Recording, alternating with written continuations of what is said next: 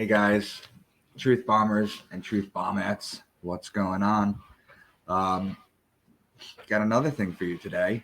I've got my brother and my brother. He's my Masonic brother, and he's my best friend growing up. And so he's basically my brother. And we're going to be talking about the Anunnaki.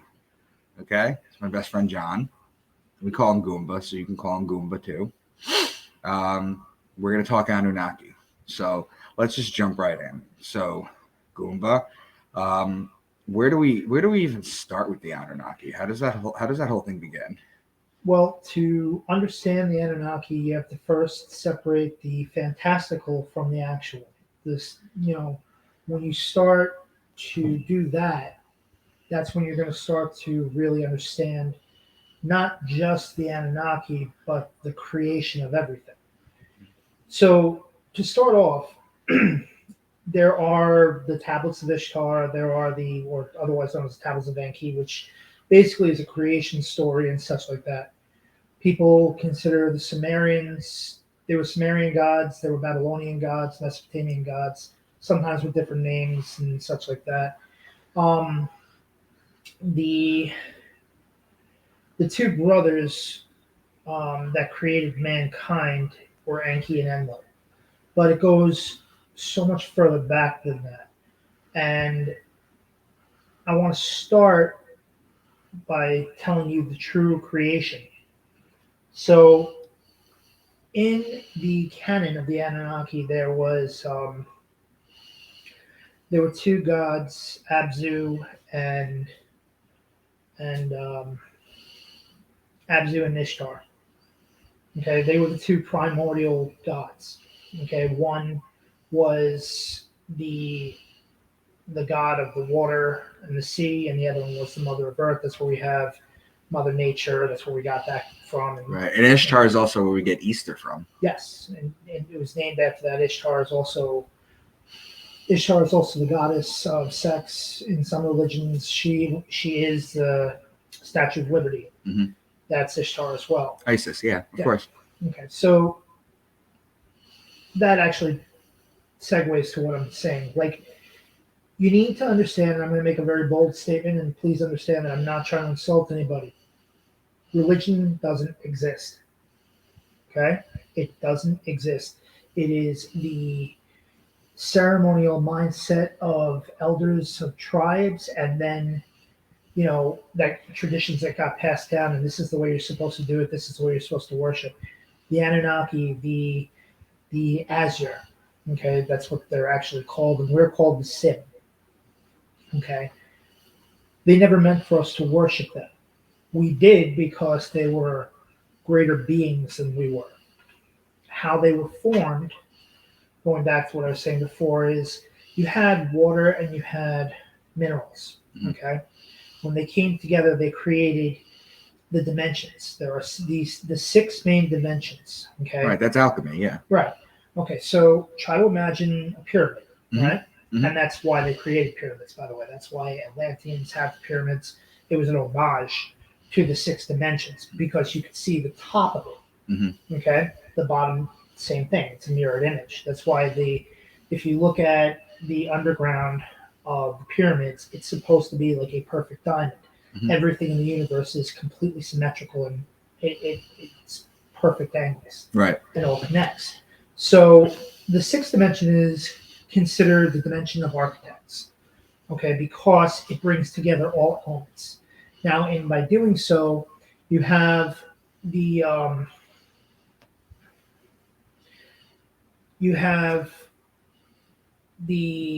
four main life forms, which were originally known.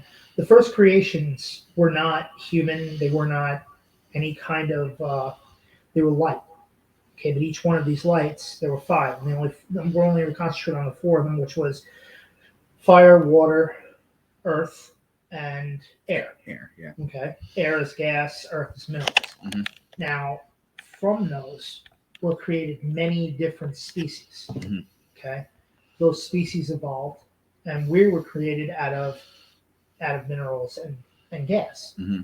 That's what we were created. But there's also fire creatures. There's also mm-hmm. other like our concept of aliens. They were on different planets because when the quote unquote Big Bang happened and the singularity became what it became, it was almost as if you've seen eggs when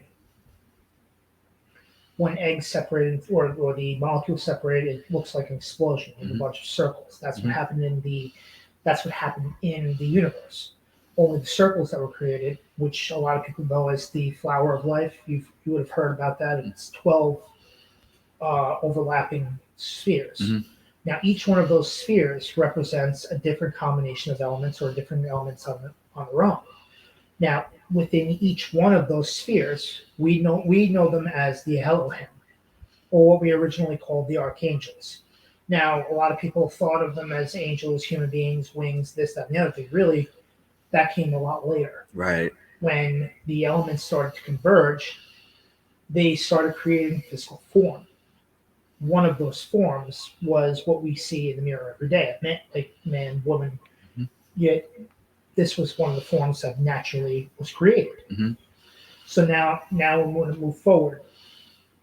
The Anunnaki were one of the last generations of that. Each creation created their own creation.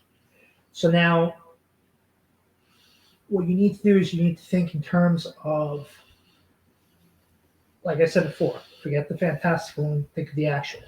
We create babies. That is us creating new life every time. Okay. So when Enki and Enlil first started, okay, forget the mythology behind it with the war against their mom and this and the grandfather and Absu, between Enlil and Absu and Enki. I mean, it's a lot of fun too because you can correlate that to the Bible in 100 different ways. The creation story where, Noah and the flood. Right, that's a Sumerian story. Right. The Sumerian story, his name was actually Nipshtar. Okay? And what happened, he was basically Enlil got mad about the fact that there were so many humans, which were a creation of Enki. Okay? Enki created human beings. Now, the story goes that they created them because they were supposed to be toilets. They were supposed to mine gold. Right. That's what John Melchizedek says in his book, The Flower of Life. Right. Talks about the fact that they were created because I think the planet that they came from, their atmosphere needed gold to fix it or something. Okay.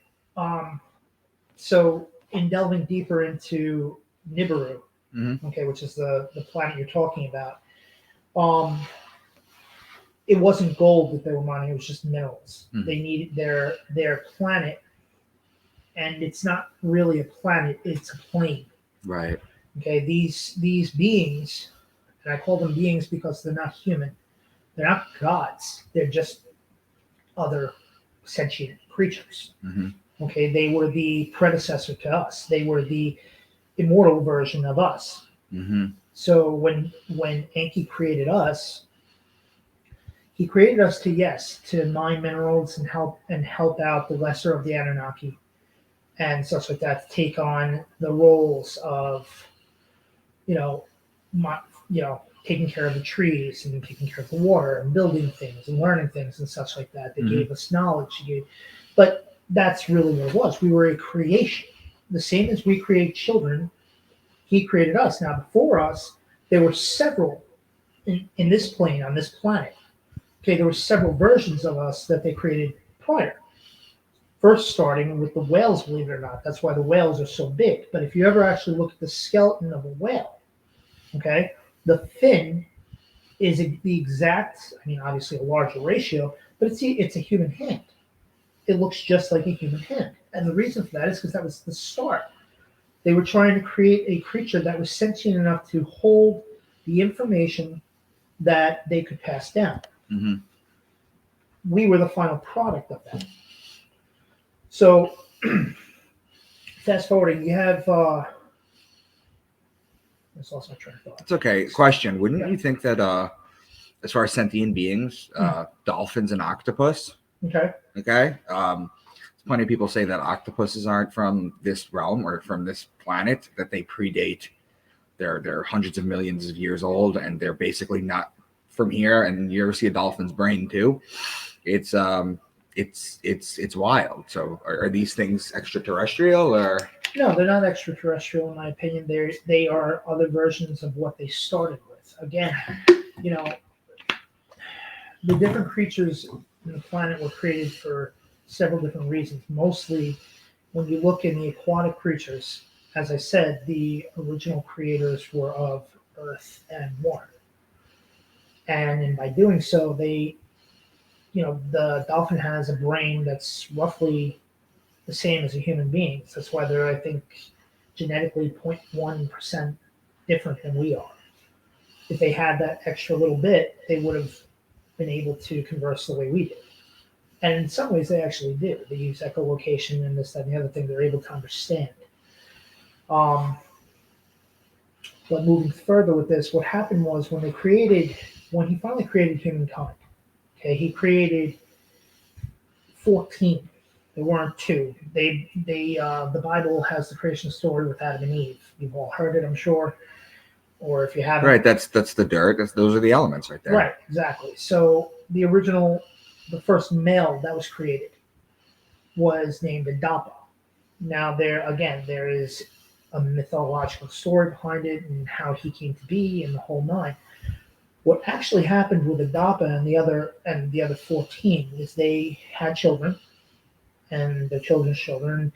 There were some Anunnaki who looked at the human beings as like they were their sons and daughters. Other Anunnaki, like Enlil, okay, he wanted them to not worship them in a religious way. He wanted them to serve him. Mm-hmm. Okay, so what happened was there was a lesser Anunnaki, one of the sons of Enki.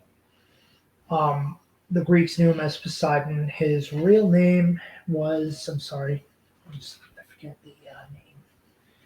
Offhand, I wrote it down because I had to put together a bunch of my mm-hmm. thoughts. Mm-hmm. His real name is Talon. Talon took a handful of the newly created humans, most intelligent of their tribes, because they split into tribes. And he took 12 men and 12 women, and he took them away from the Anunnaki, who would use them as servants and slaves, and he gave them an island, because at that time it was an island, that was in the Atlantic Ocean. They called it Atlantis. Now, anyone who's actually read about Atlantis knows that there are 12 rings of Atlantis. That's not actually the case. Now, Atlantis looked like a giant, it was a big circle, and then it had a crevice in the middle like this. You saw it from above. Now, it was a huge water port. What the families originally did, they had different segments. It was segmented into 12 colonies. They knew that they were not the ruling families. They were there to be for the Anunnaki, and the like-minded Anunnaki would help them in different ways. They would help them by teaching them. They would help them by showing them how to build things, how to create things, and things that they couldn't do. They would help them do for them. You've heard of perfect spheres and holes that were created in ancient civilizations that could have never been done by the tools that they had at the time. And I just did a video on that. They use tuning forks. Yes. Yeah. The Anunnaki taught them how to use vibration. Correct. Which vibration is huge. It's everything. Everything vibrates. Everything has a sense of vibration. Yeah. Right. So by doing that, you're able to literally turn it into a subsonic. If you can concentrate a vibration, you can use it to create, to destroy, create, whatever have you. They use it to create holes for some things, and it was just out of design. So that was one thing they did, and they had created these circles eventually. Mhm. where the main pyramid was in the middle. And again, the pyramid is an homage to the sixth dimension. And they did that because they wanted the pyramid, they wanted to use this as a centerpiece for Atlantis to say, okay, we are, as I said before, the sixth dimension is the dimension of architects. Right. So the most brilliant and beautiful civilization that ever was, they were the best architects. That's why the Masons call it the great architect of the universe. Right. Because the great architect of the universe is the sixth dimension. Right. You have to, and that's where a lot of people are like, oh, well, that can't be real. I mean, because you think you're talking about this fantastical, mystical, they can do things. Okay. There are species on this planet that do things that are absolutely beyond our abilities. You're talking like you talk about dolphins. Mhm. They're able to communicate through echolocation. They use vibration. They use sound. It's a vibration. It's a sound. They learn from that. Mhm. They can talk to each other from that. They can tell each other where they are from that. That is a magical thing in and of itself.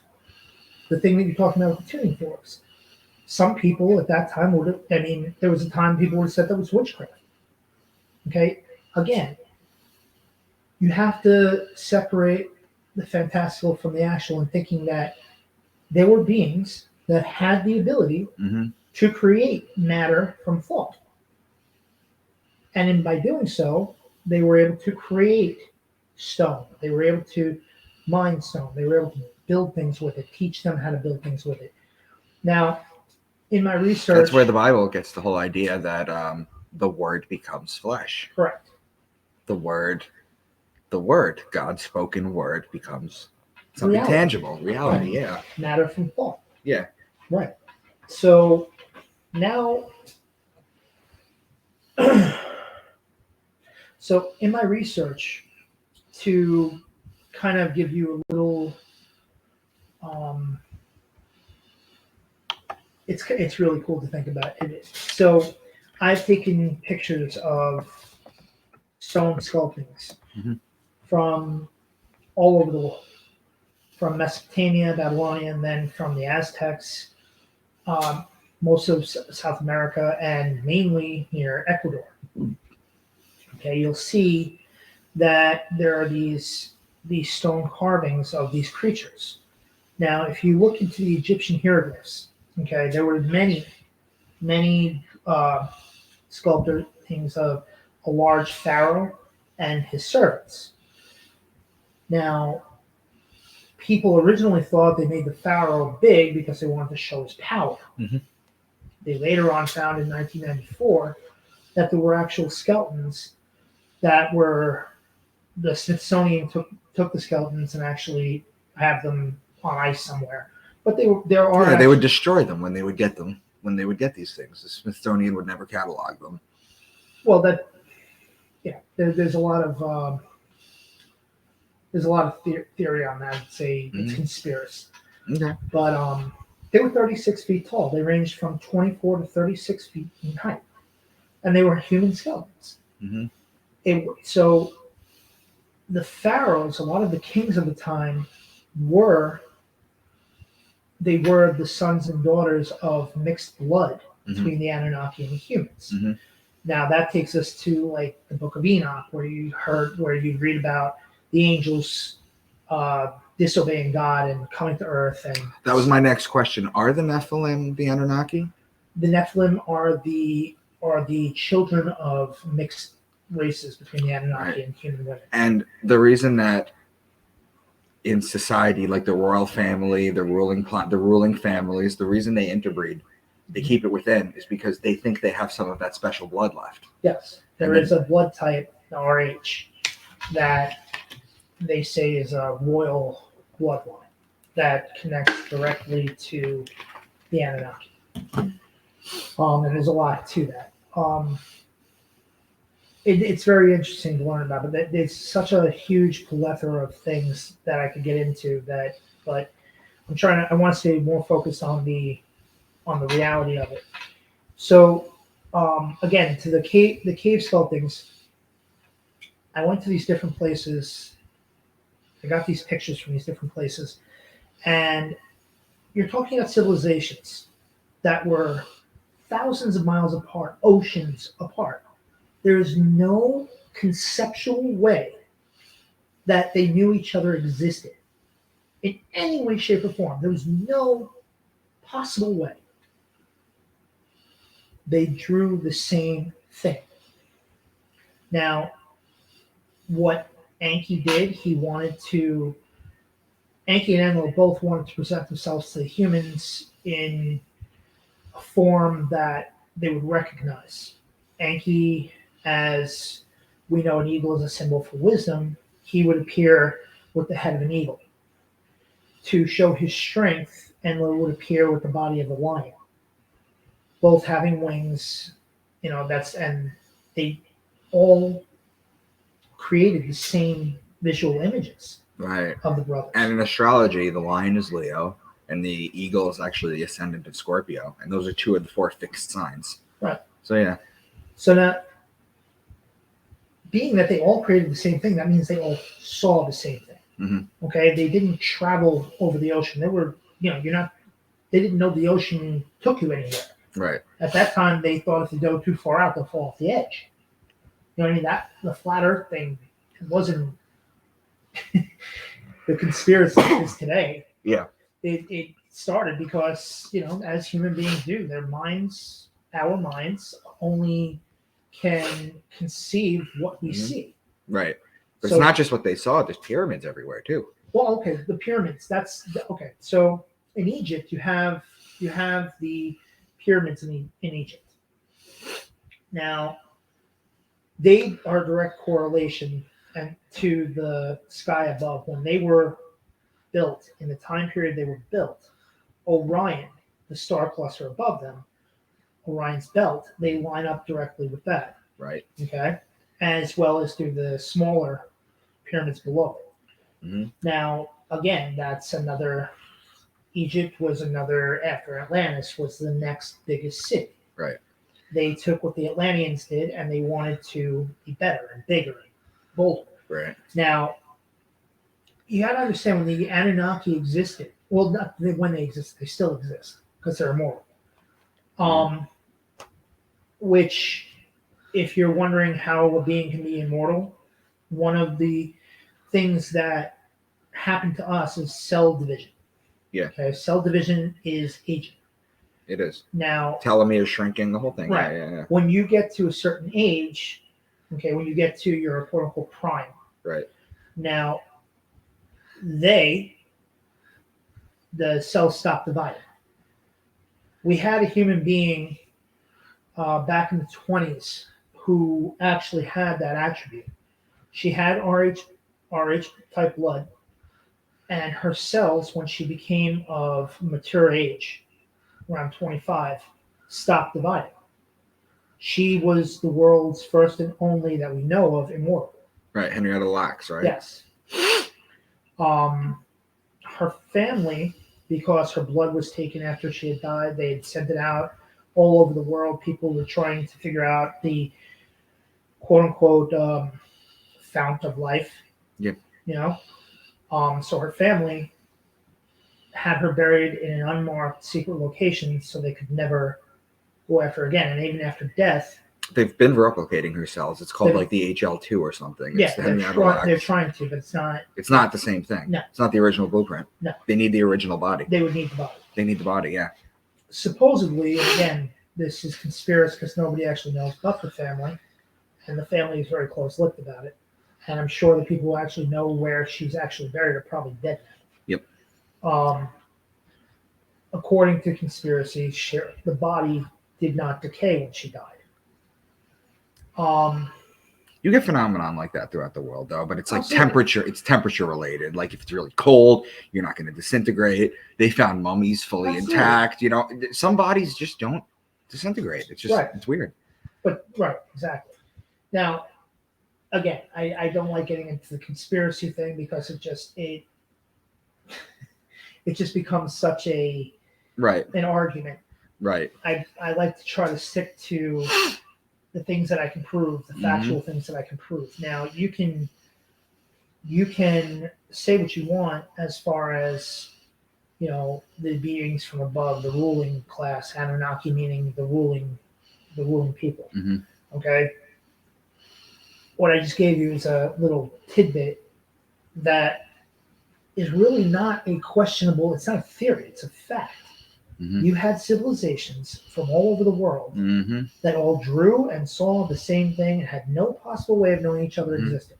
Yeah, Which means, Quetzalcoatl. You got the pine cone and everything. absolutely. You've got like Quetzalcoatl. You've got the holding of the little purse, Right. the little bag, which Right. I think means they're holding the ultimate truth on life. But that's just what I think. The wristwatch. The watch. Right. Yeah, they all do the same thing. They saw it. They drew it. Right. Exactly. And it's not a theory. It's reality. Right. That's reality. If Right. that's not a fact for you, I don't know how else I can put it for you. It's the simplest fact Right. I can do. You know that how in Egypt, the pyramids align with Orion's belt. Yes. But there's also a set of pyramids in South America, Mhm.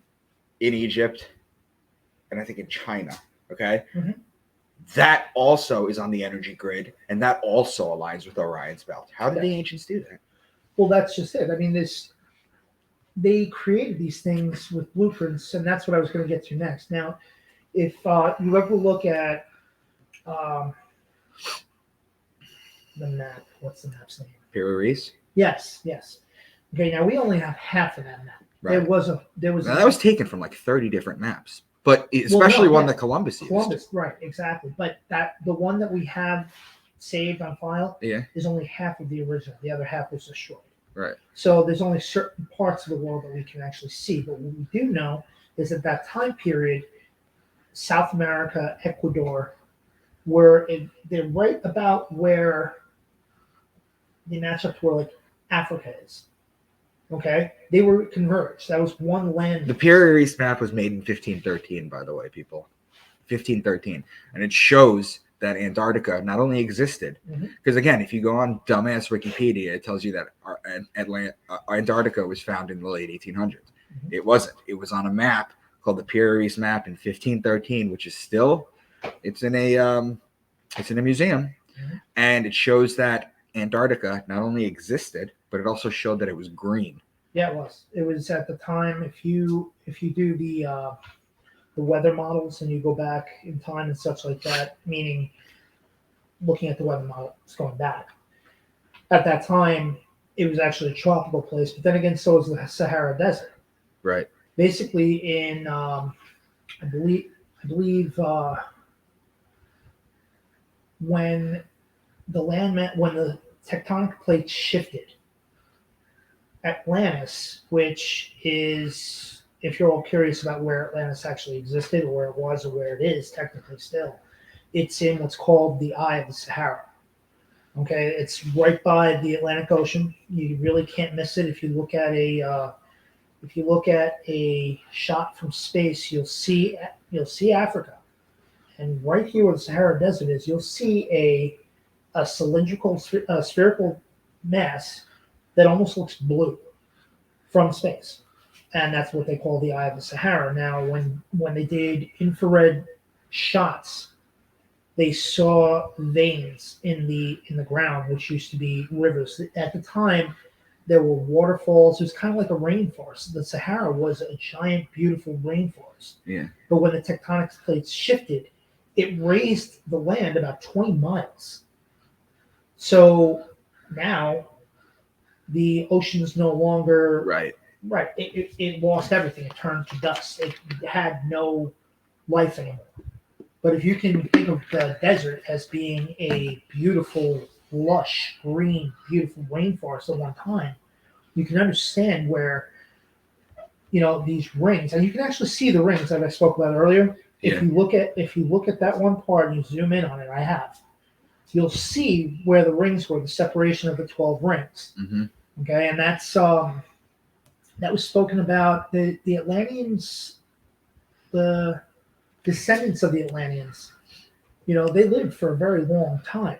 They really did, and they spoke about it. If you read, you have to translate it. If you translate the Book of Kells, they speak of the 12 rings of Atlantis, and that that's what the Catholics believe as being like the original stories of the Bible, the real deal kind of thing.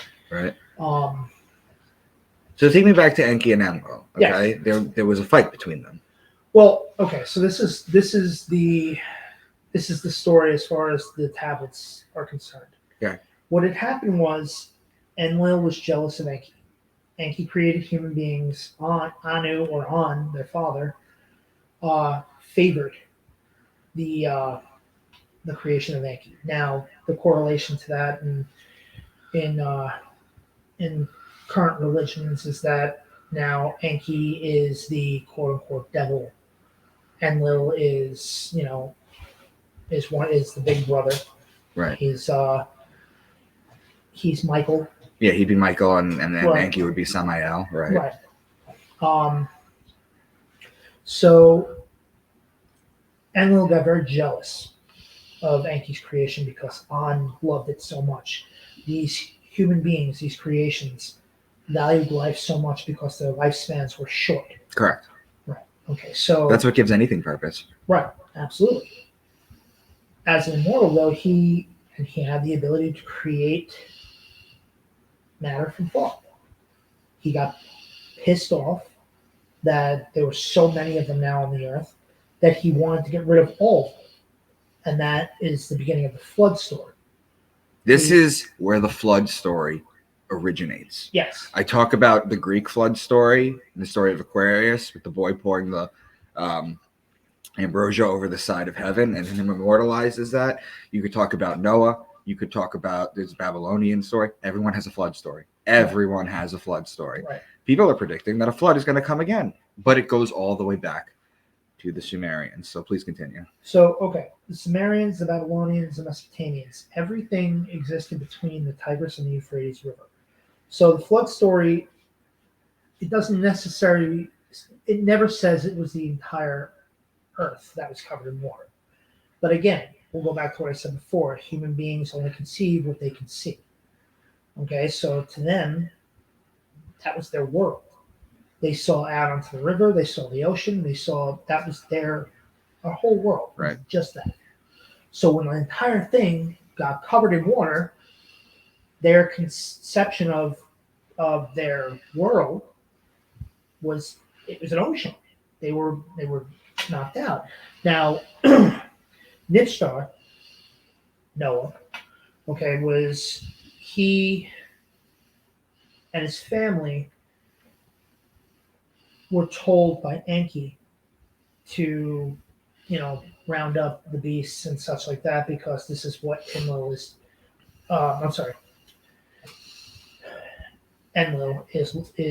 preparing to do. And he told him, if he survives, I will make you immortal. I will make you like me. So Enlil gets pissed off. He floods the earth, tries to kill all the people. Noah and his kin, his children, now survive.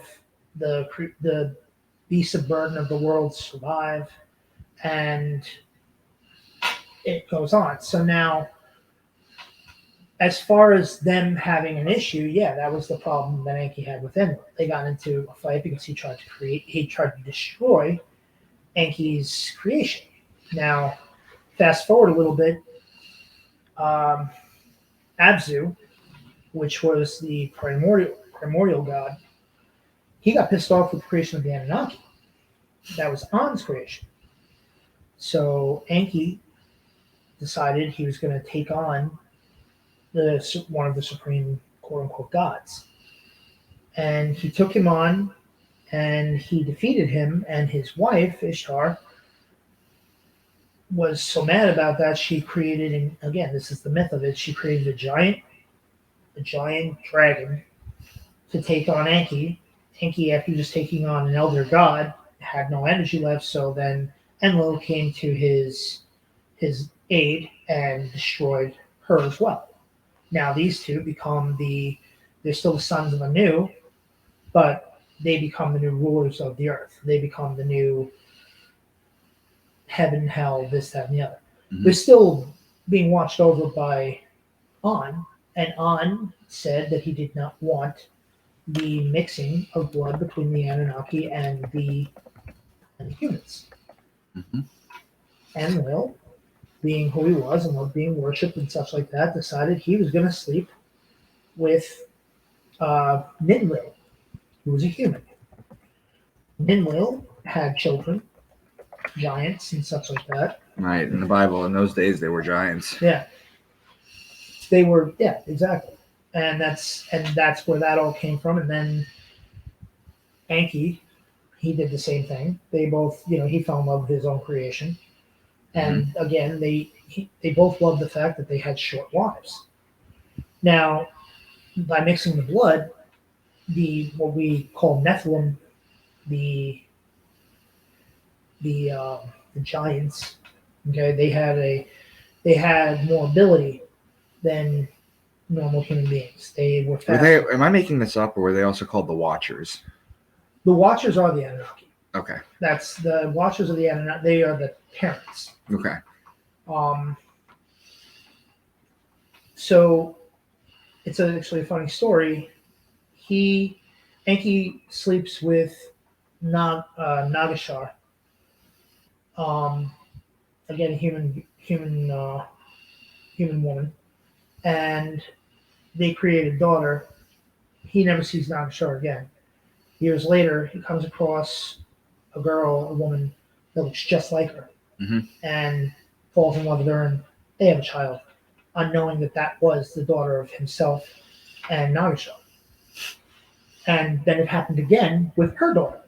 So each time, now you had a third generation that was pretty much 85% Enki. Yeah. Okay, so she's pretty much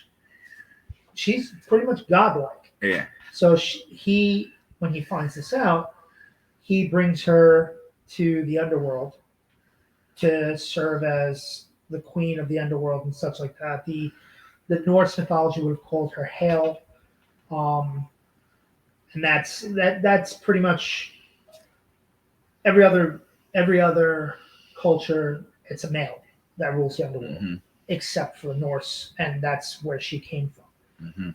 She only became a goddess because he literally slept with his daughter, slept with his granddaughter, and then slept with his great-granddaughter. Charming. Question: are you familiar at all with the Epic of Gilgamesh? I am. I've researched Gilgamesh because I've done an astrotheology video on it, guys. If you want to check back, go back in the videos and check. I did astrotheology in the Epic of Gilgamesh. It's just so obvious when they talk about things like they slay the bull of heaven. Well, the bull of heaven is Taurus, but like, how do you tie the Epic of Gilgamesh into what you've been researching? Okay, so Gilgamesh was obsessed with the Anunnaki. Okay, if you read what he was doing, why he was doing it, this, that, and the other thing, it's not a story. It's a map. He saw immortality. He wanted to be immortal. Yes. And he knew the only way to do that was to meet with Enki and have him change him into an immortal. Because Enki was the only one who had the ability, considering he was the creator of human beings. Oh my God, that's when he goes on that long journey at the end. Correct. That one that he was almost not able to come back from. Right, and the reason why he almost wasn't able to come back, he found the home of the gods. He was able to actually, after toil and years of searching, and he lost his friend too. Yes, he did. He legitimately found it and was denied because nobody knows what was said between the two of them. He requested audience with Enki. He found their plane. He found the entrance to their plane. Now, in the story of Gilgamesh, doesn't he ask to bring his friend back from the dead? Was that part of it? I can't remember. When he spoke to Enki, when he spoke to God, yes, that was his request. He could have immortality or have that.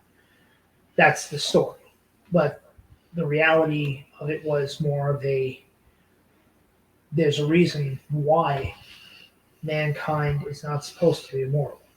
Now, there's a story of Enki and Adapa and such like that stipulates why humans are immortal.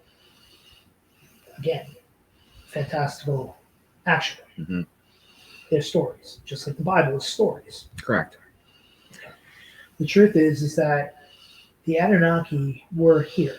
They're not aliens per se. They Are they other dimensional?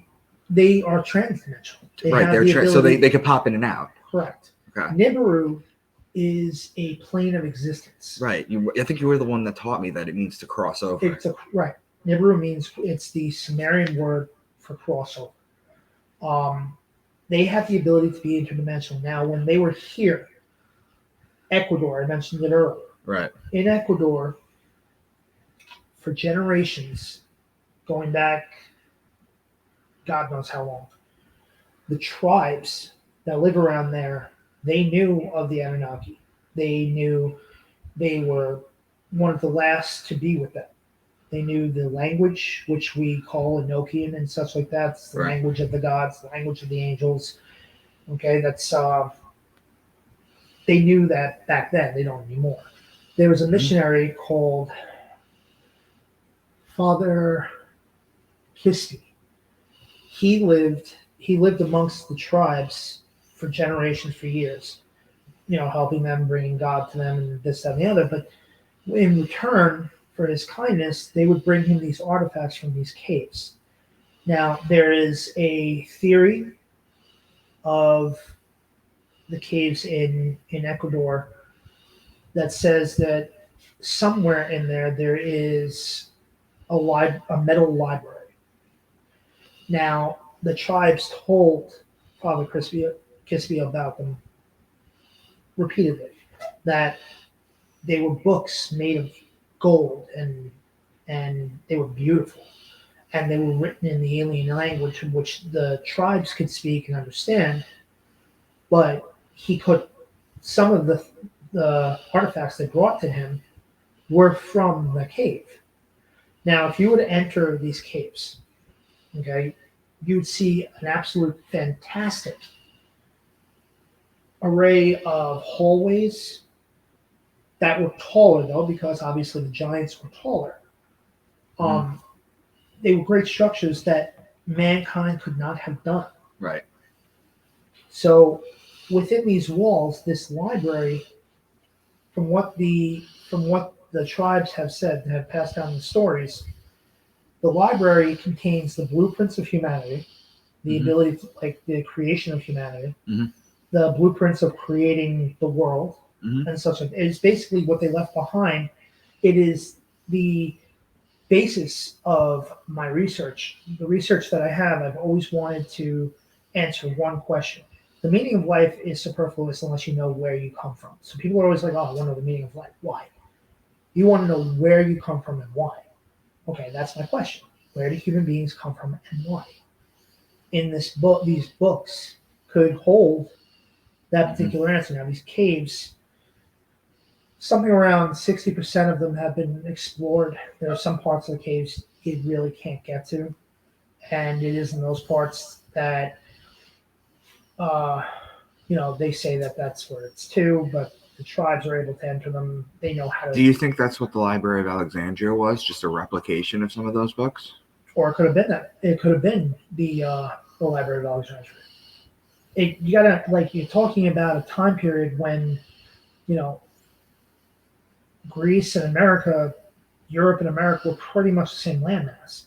Everything was converged. So different parts of that particular landmass were able to be accessible. You're also talking about hundreds of thousands of years of, moving, rocks falling, this, that, and the other thing. Now, these structures that are so old still hold strong and hold the shape, and there's no degradation to them whatsoever. In fact, the walls are coated in a substance, and people have, like, you can feel it, but it keeps the rocks from degrading. It's insane. And, like, the person who first looked into it was Neil Armstrong when he came back from his mission to the moon.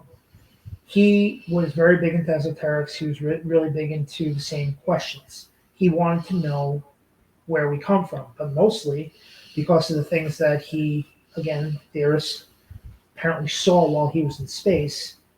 because there's apparently We're not going to get into Buzz Aldrin and all that shit he's saying. yeah. We don't. There's certain conspiracies I don't talk about, the moon landing being one of them. However, continue with that. So he comes back. He wants to find this library. So he has one of the largest expeditions ever in the history of mankind, or our history anyway, to go and explore these caves. Mm-hmm. Now, again, to find the caves to begin with, that's where Father Crispy comes in, because he had gotten so many artifacts from the tribes that he actually created like a little makeshift museum. And that was where he started. This sounds a lot like the Lost City of Z, to be honest with you. You never saw the Lost City of Z? Yeah, it's the same type of thing. It's an expedition to find something that. But anyway, continue. Sorry. So, and you can research this. You can look it up. There's plenty of video on it. There's plenty of pictures from back then and such like that of what he saw and what he was able to, put together. And there are pictures of all of the artifacts that Father Crispy had. Unfortunately, over the years, they've been pillaged and stolen. He had died. The tribes tried to maintain his museum and stuff like that, but over the years, everything got stolen, most of which, are extremely expensive artifacts. Some have been found on the black market. Some of them, have never been seen again. But to think in terms, like, why wouldn't a species that's so intelligent and created everything and taught us everything and whatever have you, why wouldn't they leave something like that? That makes absolute sense. And yes, these books, they're made of metal and they're roughly this big. Right, it's like the Devil's Bible size. Right, no, well, bigger than that. It's not even a tome. It's like a big tile, but several sheets of metal like this that open like a book. But according to the tribal, like the Emerald Tablets. Yes, but according to the tribal people, no one man can lift them, and there's a whole library. Have you studied the Emerald Tablets? I have. Okay, because I've done an astrotheology piece on the Emerald Tablet. Well, actually, it's astrotheology and quantum physics on it. If you guys want to check the videos, just jump into the back. Scroll down. That's a good one, too, because a lot of current-edge quantum physics in these ancient tablets, which was written by Thoth. Okay? Now, Thoth, thank you. Thoth, was he roughly the same time period as the Anunnaki? Did he have anything to do with any of them? Well, the Anunnaki are... You got to understand, when you talk in terms of time periods for the Anunnaki, in accordance to what we understand of them, are still amongst us. They are not known to us. We don't know who they are, but we were created in their image. Just like they say, man was created in the image of God. Okay, we consider them gods because of their abilities. They were far more superior. They were far superior to any human beings. So we consider them gods. But we look just like them, and over time they have the ability to manifest themselves however they want to. So they could be, and this is where again it's a conspiracy theory and such like that. And I can't prove or disprove it, but they, in my opinion, in my belief, I believe they still walk amongst us. And lately, the things that have been happening on the earth it's been very interesting. Do you believe in Agartha? Do you know what Agartha is? Agartha would be the name for the underground city in Antarctica. Oh, yes. Where all these beings would be. And that actually recently, as the ice is starting to melt and such like that, they're starting to see. They're finding pyramids and they can't hide them. Right, you can't. You can't hide them. They're trying to, though. Yeah. And I don't really understand the purpose at this point anymore, except other than the government wants to research it first. And you got the Antarctic Treaty where no one's allowed there. Right. Well, there's also apparently a crater there that, has that you're not even allowed to go near it, even in, like, you can't fly over it. There's apparently a crater where at the bottom it's ancient animals, creatures, this, that, and it's all conspiracy theory. That really is. But, if you look at, everybody thinks that the Sphinx is like it's part of it's part of the pyramids. It's not. No. They Yeah. actually say that the Hall of Records of Right. Atlantis is under the right paw, and they won't let anyone excavate under it. Right. Well, I mean, there was one time somebody tried to go into it. There's several reasons why they won't let anybody go in there, and one of which I think we talked about the It other has day. the bacteria, right? Yes, when they first opened there's a slab between the paws, Mhm. and the slab is a doorway. Behind it, there's a staircase. In the 1940s, I want to say, somebody tried to enter it. Now, this is where the whole curse of the mummy and this, that, and the other thing comes from, the curse of the Sphinx. Yes, the guy went in there, and yes, he died very soon after. And the reason for it is that now the Sphinx was originally a centerpiece for a fountain for the Egyptians. You're talking about It was like the headpiece of the Nile. right, That's exactly. basically what it was. You're talking about You're talking thousands of years 13,000 years. I've traced it. Yeah. of bacteria buildup inside stone. Ancient bacteria. Yeah. Right. So yeah, he went in there. He breathed the crap in. He died. That's not a curse. That's just biological science. Right. He's dead because it killed him. That's one of the reasons why they don't allow you to excavate in there and stuff like that. The infrared images of the Sphinx shows several, not just passages inside of it. It also shows ceremonial altars. Mm-hmm. It shows there's many things in there that haven't been seen or ever researched. So in one of my books, I talk about how everything was done in duality. You have, everything had a mirror image. Everything always did. Mm-hmm. And I say that the other Sphinx that was supposed to be facing it, okay, is so the Sphinx, where it's facing, 13,000 years ago, would be facing the sign of Leo, the lion. Mm-hmm. So it would be facing itself. There's one face, so it's facing this way. There's one facing this way. Mm-hmm. Okay, that is buried under sand. Mm-hmm. Okay, that one is facing the age of Aquarius right now, which we're in. So I think we're going to find it. Well, have you seen the third one? The third Sphinx? The third Sphinx. No, I've never heard of that. It's at the bottom of the ocean. Really? Yes. It is amongst pyramids and structures that almost have a Greek, kind of like a Greek Roman feel to them. They're columns, they're beautiful. Mm-hmm. Kind of like what you would imagine Atlantis to be like, but there is a third Sphinx, and it's in the ocean. They found it, I want to say like a decade ago.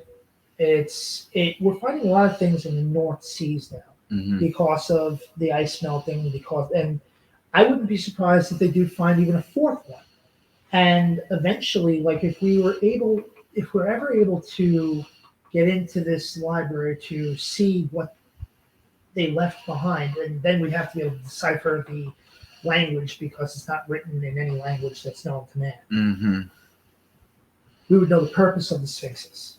Mm-hmm.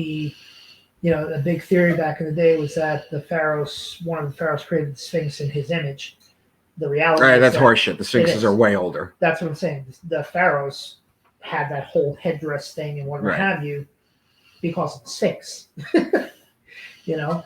It's interesting because the Sphinx actually represents Enlil.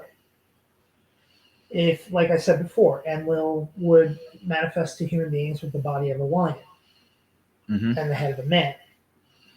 Each Sphinx is an homage to Enlil. That's what it is. This is freaking amazing. It's a direct correlation. Mm-hmm. You're talking about going back to the cave drawings. You're talking about things that are as old as the Sphinx, and it just so happens that that's how Enlil. But unfortunately, we can't talk about that because the religious books say that it's only 6,000 years old. So anything they find outside of that, they have to destroy. Well, again, religion doesn't exist. Yeah. Okay, religion is a manifestation of people's fears and control. And I mean, you can say that it's opinion. You can. I'm not trying to insult anybody. Belief is something I believe is. To have a belief in something is the cornerstone of humanity because it gives you structure of mind. Otherwise, your mind runs amok in trying to figure things out, and nobody wants that because God forbid we learn something. Right. You know, I make that point. I say that, do you know why 50% of Buddhist monks stay in the monastery? Because they don't want the problems from the outside. Because they don't think they can handle making good decisions outside. It's the same thing with religion. Religion, It gives conformity and Yeah. confinement. it gives rules that you can live by, and that's what it is. Right. This was amazing, Goomba. I want to have you back on. I want to talk about another topic. Absolutely. This was great. If anybody's interested in learning more from you, do you feel like giving out your social media or an email address or anything? Yeah, absolutely. You can hook anybody up with my Facebook, or I mean, my Facebook. You're gonna find a lot of recipes I like to cook, but you could always Mike. I can put the my email address. You can always send me emails and stuff like that, and I'll respond. Beautiful. Okay, are you at the point right now where what grade level as far as reading Sumerian are you at right now?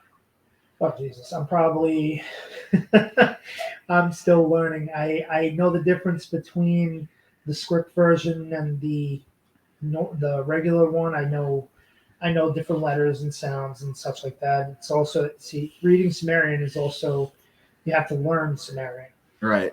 You know what I'm saying? So it's a very slow process, but I'm getting there. Sweet.